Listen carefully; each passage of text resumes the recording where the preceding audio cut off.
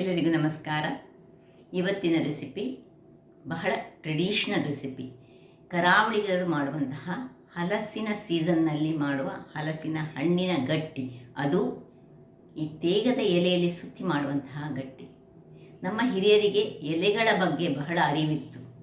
ಯಾವ ಖಾದ್ಯಗಳನ್ನು ಯಾವ ಎಲೆಗಳಲ್ಲಿ ಮಾಡಬೇಕೆಂದು ನಮಗೆ ಅವರು ಮೊದಲೇ ತಿಳಿಸಿಕೊಟ್ಟಿದ್ದಾರೆ. ವಿಜ್ಞಾನ ಇಲ್ಲದಿದ್ದರೂ ಅವರಿಗೆ ಆಗ ಈ ಎಲೆಗಳ ಬಗ್ಗೆ ಬಹಳ ಅರಿವಿತ್ತು. ಈ ತೇಗದ ಎಲೆಗೆ ಈ ಅಲ್ಸರನ್ನು ಗುಣ ಮಾಡುವಂಥ ಶಕ್ತಿ ಉಂಟಂತೆ. ಅಲ್ಲದೆ ಹೆಚ್ಚಾಗಿ ಈಗಲೂ ನಾವು ನೋಡ್ಬೋದು, ತೇಗದ ಎಲೆಗಳನ್ನು ಗುದ್ದಿ ಅದನ್ನು ಎಣ್ಣೆಯಲ್ಲಿ ಬಿಸಿ ಮಾಡಿ ನಮಗೆ ಯಾವುದಾದ್ರೂ ಸುಟ್ಟ ಗಾಯಗಳಾಗಿದ್ದರೆ ಅದಕ್ಕೆ ಹಚ್ಚಿ ಬೇಗನೆ ಗುಣಪಡಿಸುವಂತಹ ಎಣ್ಣೆಯನ್ನು ನಾವು ತಯಾರಿಸ್ತೇವೆ.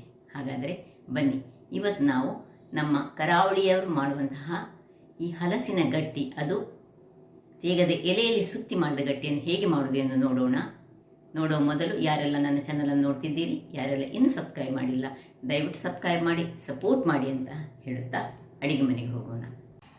ವೀಕ್ಷಕರೇ, ಇಲ್ಲಿ ನೋಡಿ, ತುಳುವೆ ಹಲಸಿನ ಹಣ್ಣಿನಿಂದ ಇವತ್ತು ಗಟ್ಟಿ ಮಾಡ್ತಾ ಇದ್ದೇನೆ. ಬಕ್ಕೆ ಹಲಸಿನ ಹಣ್ಣಲ್ಲಿ ಸಹ ಆಗ್ತದೆ, ತುಳುವೆಯಲ್ಲಿ ಸಹ ಆಗ್ತದೆ. ಬಹಳ ರುಚಿಕರವಾಗಿ ಬರುವಂತಹ, ಕರಾವಳಿಯವರು ಹೆಚ್ಚಾಗಿ ಈ ಒಂದು ಹಲಸಿನ ಹಣ್ಣಿನ ಸೀಸನಲ್ಲಿ ಮಾಡುವಂತಹ ಒಂದು ಗಟ್ಟಿ ಬಹಳ ಟೇಸ್ಟಿಯಾಗಿ ಬರ್ತದೆ. ನಾನಿಲ್ಲಿ 1/4 kg ಕುಚ್ಚಲಕ್ಕಿಯನ್ನು ನೀರಿನಲ್ಲಿ ಹಾಕಿಟ್ಟಿಕೊಂಡಿದ್ದೇನೆ. ಸೊ ಕುಚ್ಚಲಕ್ಕಿ ಸಹ ಆಗ್ತದೆ, ಕಟ್ ಸಾಂಬಾರು ಅಕ್ಕಿ ಸಹ ಆಗ್ತದೆ, ಕೆಲವರು ಬೆಳ್ತಿಗೆ ಅಕ್ಕಿಯಿಂದ ಮಾಡ್ತಾರೆ. ನಾನು ಸ್ವಲ್ಪ ಗಟ್ಟಿ ಕರೆದುಕೊಂಡು ಗಟ್ಟಿಯಾಗಿ ಮಾಡುವಂಥದ್ದು.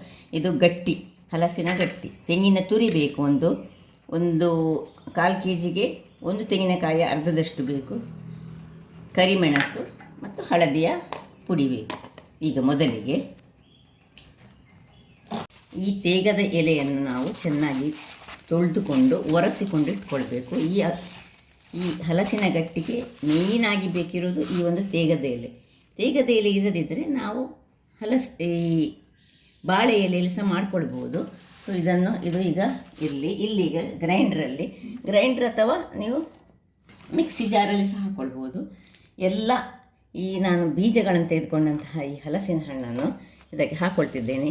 ಈ ಬಕ್ಕೆ ಆದರೆ ಗಟ್ಟಿ ಇರ್ತದೆ, ಇದು ಸ್ಮೂತ್ ಆಗಿರೋದ್ರಿಂದಾಗಿ ಬೇಗ ಗ್ರೈಂಡ್ ಆಗ್ತದೆ.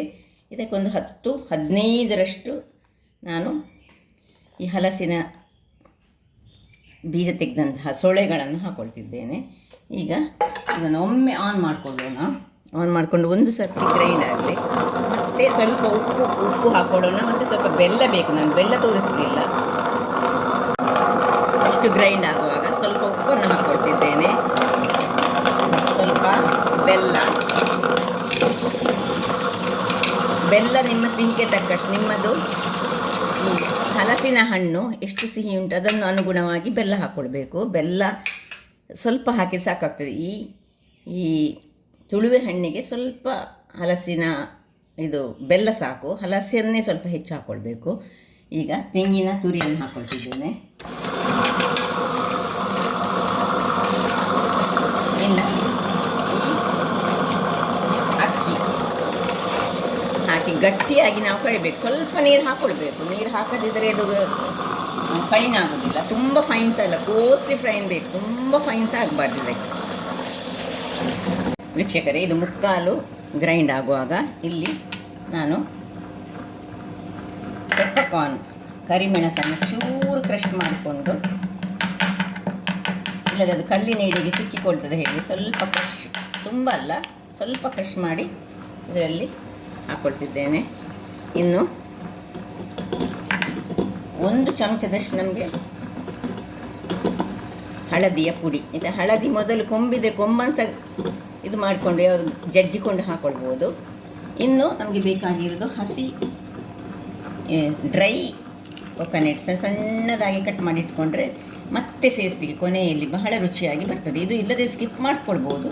ಇದ್ದರೆ ಹಸಿಯನ್ನು ಸಹ ಕಟ್ ಮಾಡಿದ್ರೆ ಹೀಗೆ ಸಣ್ಣ ತುಂಡುಗಳಾಗಿ ಮಾಡಿಟ್ಕೊಂಡು ಇಟ್ಬೋದು. ವೀಕ್ಷಕರೇ ನೋಡಿ, ಇಷ್ಟಾಗುವಾಗ ಸಾಕು, ತುಂಬ ಫೈನ್ ಆಗಬಾರ್ದು. ಇದನ್ನು ಆಫ್ ಮಾಡಿಕೊಂಡು ಇದನ್ನು ಇದರಿಂದ ತೆಗೆದುಕೊಂಡು ನಂತರ ನಾವು ಈ ಒಂದು ಕೊಬ್ಬರಿಯನ್ನು ಹಾಕ್ಕೊಳ್ಳಿಕ್ಕೆ ಉಂಟು. ಈಗ ಎಲ್ಲವನ್ನು ತೆಗೆದುಕೊಳ್ತೇನೆ. ಎಲ್ಲ ರೆಡಿ ಆಯಿತು ನೋಡಿ. ಇಲ್ಲಿ ಸ್ಟೀಮರನ್ನು ಸಹ ನಾನು ಇಟ್ಟುಕೊಂಡಿದ್ದೇನೆ. ಸ್ಟೀಮರ್ ಬಿಸಿ ಆಗ್ತಾ ಉಂಟು. ಈಗ ಇದಕ್ಕೆ ಕೊನೆಯದಾಗಿ ಈ ತೆಂಗಿನಕಾಯಿಯ ಚೂರುಗಳನ್ನು, ಹಸಿ ತೆಂಗಿನಕಾಯಿ ಸಹ ಆಗ್ತದೆ, ಡ್ರೈ ತೆಂಗಿನಕಾಯಿ, ಡ್ರೈ ಆದರೆ ಬಹಳ ಚೆನ್ನಾಗಿ ಬರ್ತದೆ ನೋಡಿ. ಈ ರೀತಿ ಇರಬೇಕು. ಸಪೋಸು ನೀವು ತುಳುವೆ ಹಣ್ಣಿಂದ ಮಾಡುವಾಗ ಸ್ವಲ್ಪ ನೀರು ಆಗ್ತದೆ, ಅದರಲ್ಲಿ ಕಡಿಯುವಾಗ ತುಂಬ ನೀರು ಹಾಕೊಳ್ಳಿಕ್ಕೆ ಹೋಗಬೇಡಿ, ತುಂಬ ನೀರಾಗ್ತದೆ. ಸೊ ಸ್ವಲ್ಪವೇ ನೋಡಿಕೊಂಡು, ಆದರೆ ಬಕ್ಕೆ ಹಣ್ಣು ಮಾಡುವಾಗ ಮಾತ್ರ ಸ್ವಲ್ಪ ನೀವು ನೀರನ್ನು ಹಾಕ್ಕೊಳ್ಬೇಕಾಗ್ತದೆ. ಈಗ ಒಂದೊಂದೇ ಎಲೆಗಳನ್ನು ನೋಡಿ, ಎಷ್ಟು ಬೇಕಷ್ಟನ್ನು ನೋಡಿಕೊಂಡು, ಸಣ್ಣ ಸಣ್ಣ ಉಂಡೆ ಬೇಕಿದ್ದರೆ ಸಣ್ಣ ಸಣ್ಣದಾಗಿ ಮಾಡಿದಾಯಿತು. ಹಾಕ್ಕೊಂಡು ನೋಡಿ, ಹೀಗೆ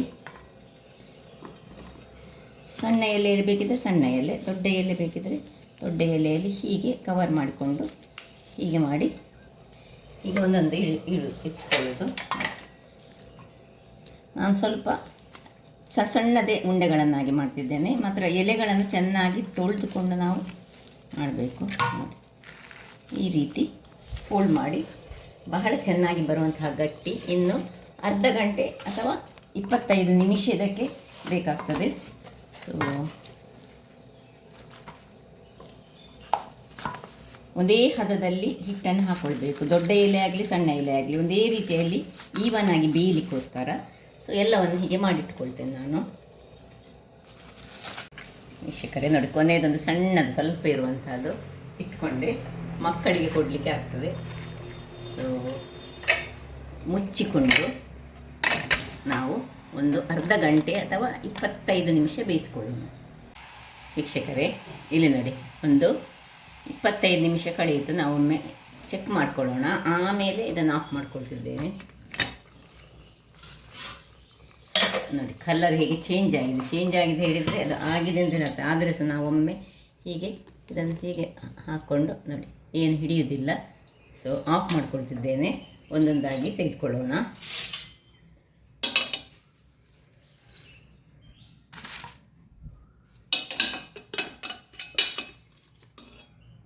ಸಣ್ಣದಾದ ಗಟ್ಟಿ ಹಲಸಿನ ಗಟ್ಟಿ ರೆಡಿಯಾಗಿದೆ.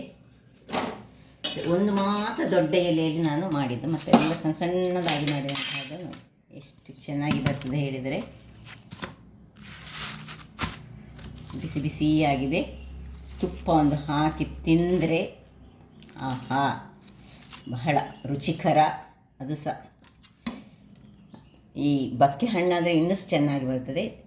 ಇದು ಸ್ವಲ್ಪ ಸ್ಮೂತ್ ಆಗಿರುವಂತಹದ್ದು. ಇದರಲ್ಲಿ ಮಾಡೋದಕ್ಕಿಂತ ಬಕ್ಕೆ ಹಲಸಿನ ಹಣ್ಣಲ್ಲಿ ಮಾಡಿದರೆ ಬಹಳ ಉತ್ತಮ. ಇದು ಸ್ವಲ್ಪ ಸ್ಮೂತ್ ಆಗಿ ನೋಡಿ ಈ ರೀತಿ ಬರ್ತದೆ. ತಿನ್ನಲಿಕ್ಕಂತೂ ಹಲ್ವ ತಿಂದಾಗೆ ಆಗ್ತದೆ. ಹಾಗಾದರೆ ನನ್ನ ಈ ಕುಕಿಂಗ್ ಚಾನಲ್ ನಿಮಗೆ ಇಷ್ಟ ಆದರೆ ಬೋಳೂರು ಸುವರ್ಣ ಚಾನಲನ್ನು ಲೈಕ್ ಮಾಡಿ, ಶೇರ್ ಮಾಡಿ, ಹಾಗೂ ಸಬ್ಸ್ಕ್ರೈಬ್ ಮಾಡಿ, ಹಾಗೂ ನನ್ನ ಇನ್ಸ್ಟಾಗ್ರಾಮ್ ಪೇಜನ್ನು ಫಾಲೋ ಮಾಡಿ. ಧನ್ಯವಾದಗಳು.